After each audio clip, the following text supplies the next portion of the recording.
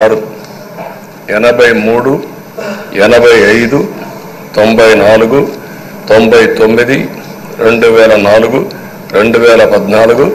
2024లో ఎమ్మెల్యేగా విజయం సాధించారు. నర్సీపట్నంలో తెలుగుదేశం పార్టీ పెట్టినప్పటి నుంచి వారే పోటీ చేస్తున్నారు. అది వారి యొక్క ప్రత్యేకత.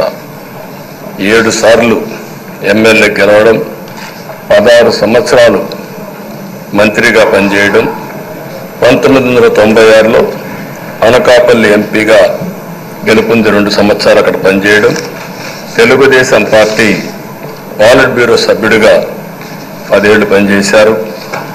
టెక్నికల్ ఎడ్యుకేషన్, రోడ్లు, భవనాల శాఖ, అటవీ శాఖ, పంచాయతీరాజ్ శాఖ మంత్రిగా బాధ్యతలు నిర్వహించారు. 3 సార్లు R&B మినిస్టర్గా పనిచేశారు. అదేవిధంగా మనం ఒకసారి చూస్తే ఎప్పుడూ పోరాట యోధుడు, రాజీ పడని నాయకుడు, ఒక విశిష్టమైనటువంటి లక్షణాలు ఉండే వ్యక్తి. తెలుగు రాష్ట్రాల్లో ఏ మారుమూల ఎవరిని అడిగినా అయ్యన్న పాత్రుడు గారిని గురించి చెప్తారు. 66 సంవత్సరాలు, ఇప్పుడు కూడా ఫైర్ బ్రాండే, చనిపోయే వరకు ఫైర్ బ్రాండ్గానే, రాజీనే లేదు. అదే వారికి ఇంకొక పక్కన చూస్తే తనకంటూ ఒక ఇమేజ్. అదే సమయంలో లాయల్టీ ఫ్యాక్టరీలో కరుడు గట్టిన పసుపు యోధుడుగా పార్టీలో ఇప్పటికీ ఉంటారు. అది ఆయన ప్రత్యేకత. నీతి, నిజాయితీ, నిబద్ధత ఇవన్నీ ఉనికిపుచ్చుకొని రాజకీయం చేశారు. 42 సంవత్సరాలు. ఇప్పుడు చాలామంది ఫస్ట్ టైం వచ్చేవాళ్ళు ఉన్నారు, కొంతమంది రెండోసారి వచ్చేవాళ్ళు ఉన్నారు. 42 సంవత్సరాలు ఒక నియోజకవర్గం అంటె పెట్టుకుని నర్చర్ చేసి 7 సార్లు గెలవడం అనేది ఒక అరుదైన అనుభవం. చాలామందికి 2-3 సార్లుగా ఫెట్టెక్కి వస్తుంది. అక్కడి నుంచి మనుషులు మారిపోతూ ఉంటాం. అలాంటి సందర్భంలో ఎప్పుడు కూడా రాజీ పడకుండా పనిచేశారు. 42 సంవత్సరాలుగా పసుపు జెండాను మోస్తూనే ఉన్నారు. పార్టీని కన్న తల్లిగా భావించే నాయకుడు, పోరాట యోధుడు. ఎప్పుడు కూడా రాష్ట్రంలో అభివృద్ధి చేయడమే కాకుండా ఉత్తరాంధ్ర అభివృద్ధి కోసం, ప్రత్యేకంగా విశాఖపట్నం అభివృద్ధి కోసం ఎనలేని కృషి చేసిన నాయకుడు అయ్యన్న పాత్రుడు గారని చెప్పి కూడా నేను మీకు తెలియజేస్తున్నాను. ఇంకొక పక్కన ఉత్తరాంధ్ర సుజల స్రవంతి, విశాఖపట్నం, విజయనగరం, శ్రీకాకుళం నీళ్లు కావాలి, గోదావరి నీళ్లు రావాలి, ఆ ప్రాంతం కూడా బాగుపడాలి, మా కరువు ప్రాంతానికి నీళ్లు కావాలని వెనకబడి క్యాబినెట్ మినిస్టర్గా దాన్ని శాంక్షన్ చేయించిన వ్యక్తి అయ్యన్న పాత్రుడు గారు. దానికి మనస్ఫూర్తిగా అభినందిస్తున్నాను. అందరికీ కూడా కష్టాలు వస్తూ ఉంటాయి. ఆయన రాజకీయ జీవితంలో ఎప్పుడూ పడనటువంటి ఇబ్బందులు గత 5 సంవత్సరాలు పడ్డాడు.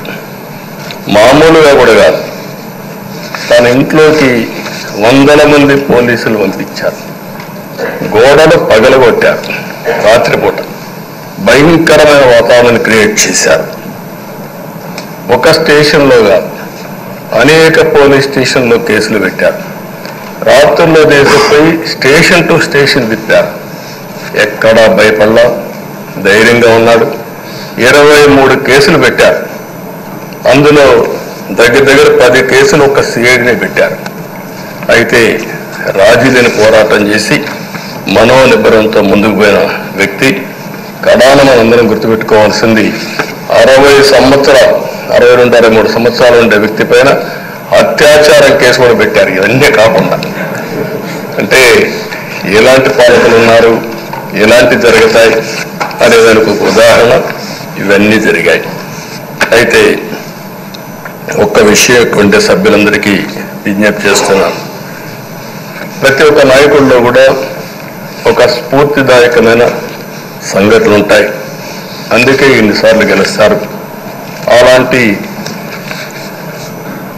మన అయ్యన్న పాత్రుడు గారిలో ఉండే మంచి పాజిటివ్ పాయింట్స్ అన్ని కూడా మీరు కూడా ఆలోచించుకోవాల్సిన అవసరం ఉంది. ఒక వ్యక్తి చట్టసభకు రావడం ఒక అరుదైన గౌరవం, ఇది ఒక అవకాశం. కొన్ని లక్షల మందిలో ఆ అవకాశం మనకు వస్తుంది. ఆ అవకాశంతోనే మనం అందరూ ఇక్కడికి వచ్చాం. అయితే మనం అందరం గుర్తుపెట్టుకోవాల్సింది, మనల్ని ఎంపిక చేసిన ప్రజలకి ఏం చేయాలి, తాత్కాలికంగా ఏం చేయాలి, ఒక టైం బౌండ్ ప్రోగ్రాంలో ఏం చేయగలుగుతాం, దీర్ఘకాలంలో ఏం చేయగలుగుతామో మనం అందరం ఆలోచించుకుని అలాంటి సమస్యల్ని పరిష్కారం చేయాల్సిన బాధ్యత మనందరి పైన ఉంది. అంతేకాకుండా ఈరోజు ఇక్కడ ఎమ్మెల్యేలందరినీ కోరుతున్నాం, మనందరి పైన ఒక పవిత్రమైన ఉన్నతమైన బాధ్యతని తెలుసుకోవాల్సిన అవసరం ఉంది. చట్టసభల్లో సభ్యుల ప్రవర్తన, వ్యాఖ్యలు, చర్చలు, మనం ఏదో ఇక్కడ అపోజిషన్ ఉంటే అపోజిషన్కే జవాబుదారితనం, వాళ్ళ మీద మాట్లాడాలనే ఆలోచన కాకుండా మనం మాట్లాడే విషయాలు రాష్ట్రం మొత్తం ప్రజలంతా వాచ్ చేస్తూ ఉంటారు. మీ నియోజకవర్గంలో ఉండే ప్రజానీకం వాచ్ చేస్తారు, రాష్ట్రం అంతా వాచ్ చేస్తారు. ఒక సభ్యుడిగా మీరు సమర్థవంతంగా పనిచేస్తే ఎక్కడ లేని గౌరవం వస్తుంది. దానికి మనందరం కృషి చేయాల్సిన అవసరం ఉంది. అయితే ఓసారి బాధేస్తుంది, గడిచిన 5 సంవత్సరాలు శాసనసభ అంటే చాలా భిన్నంగా నడిచింది. ఎంతో పవిత్రమైన శాసనసభను గత ప్రభుత్వం ఒక వికృతమైన పోకడలు, నీచ రాజకీయాలు, వ్యక్తిత్వ హననానికి ఒక వేదికగా చేశారు. ఇదే అసెంబ్లీలో దూషణలు, బూతులు, విక్కరింతలు, కక్ష సాధింపులు, మైకు లేకుండా పోవడం ఒకటి కాదు, చాలా సమస్యలు వచ్చాయి. అదే సమయంలో ఫస్ట్ టైం వచ్చిన ఎమ్మెల్యే బాధ్యతారాహిత్యంగా 6-7 సార్లు గెలిచిన ఎమ్మెల్యేని విక్కరించడం, బూతులు తిట్టడం, చాలా వల్గర్గా ప్రవర్తించే పరిస్థితికి వచ్చారు. ఆ రోజు ప్రభుత్వం యొక్క వైఫల్యాన్ని క్వశ్చన్ చేస్తే వాళ్ళపైన సభలోనే దాడి చేయడం, నీచంగా మాట్లాడడం, వాళ్ళ మనోభావాలు దెబ్బతీయడం, ఇవన్నీ చేసే పరిస్థితికి వచ్చారు. ఇక్కడుండే నాయకులు నేను చూశాను. ఆ రోజు తెలుగుదేశం పార్టీ 23 మంది గెలిచాం.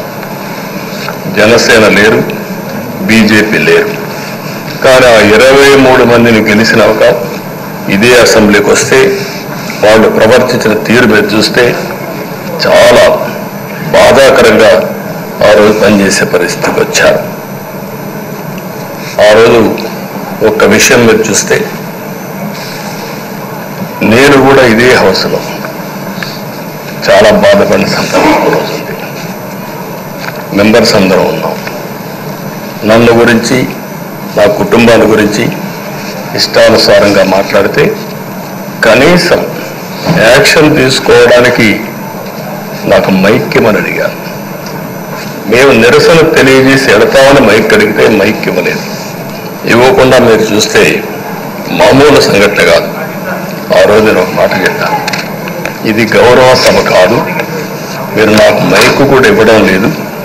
మైక్ ఇవ్వకపోయినా నేను స్టేట్మెంట్ ఇవ్వాలి కాబట్టి ఇచ్చేడతాను రికార్డు కోసం అని చెప్పి గట్టిగా లేచి ఇదే సీట్లో కూర్చొని ఆ రోజు నేను చెప్పింది అదే వర్డ్స్ మీకు రిపీట్ చేస్తున్నాను. నేను స్టేట్మెంట్ ఇవ్వాలనుకున్నాం, మీరు మైక్ ఇవ్వకుండా చేశారు. అయినా నాకు బాధ లేదు. మళ్ళీ చెప్తున్నా, ముఖ్యమంత్రిగానే ఈ హౌస్కు వస్తాను తప్ప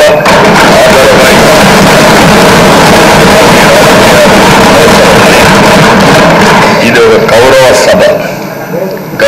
సభ కాదు. ఇలాంటి గౌరవ సభలో నేనుండనని మరొక్కసారి చెప్తూ మీకు నమస్కారం.